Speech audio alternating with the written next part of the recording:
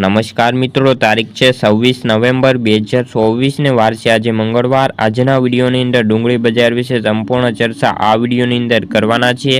તે પહેલાં ચેનલ ઉપર નવા આવ્યા હોય તો ચેનલને ખાસ સબસ્ક્રાઈબ કરી લેજો અને વિડીયો પસંદ આવે તો વિડીયોને લાઇક કરી દેજો। તો મિત્રો, ડુંગળી બજારમાં ઓછી આવક વચ્ચે ભાવમાં સ્થિરતાનો માહોલ છવાયો છે। નવી ડુંગળીની આવક હવે ધીમી ગતિએ વધતી જોવા મળે તેવી સંભાવનાઓ છે। ડુંગળી બજારમાં આજે ભાવ સ્ટેબલ રહ્યા હતા।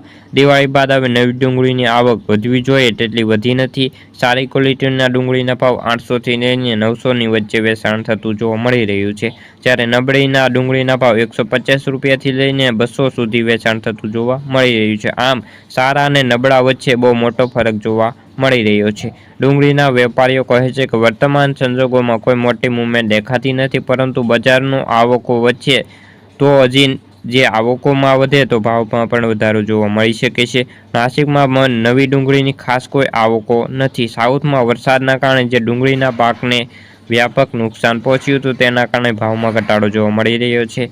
આ પરિણામે આવકો વધવાના ચાન્સ નથી। પરિણામે જે નાસિકના માલ ઓછા આવે છે, બજારને ઘટાડો થાય તેવી સંભાવનાઓ છે। રાજકોટમાં 7000 કટ્ટાની સામે 170થી લઈને 760 રૂપિયા ભાવ જોવા મળ્યા હતા। મહુવામાં લાલ ડુંગળીની 7700 કટ્ટાની સામે ભાવની વાત કરીએ તો 125થી લઈને 818 રૂપિયા જોવા મળ્યા હતા। સફેદ ડુંગળીની 1800 ઠેલાની સામે ભાવની વાત કરીએ તો 204 રૂપિયાથી 955 રૂપિયા જોવા મળ્યા હતા। તો ખેડૂત મિત્રો, આ હતી ડુંગળીને લગતી આજની ચર્ચા। વિડીયો ગમ્યો હોય તો વિડીયોને લાઇક અને સબસ્ક્રાઈબ કરી દેજો। ફરી મળીશું આ વિડીયો સાથે, ત્યાં સુધી જય જવાન જય કિસાન।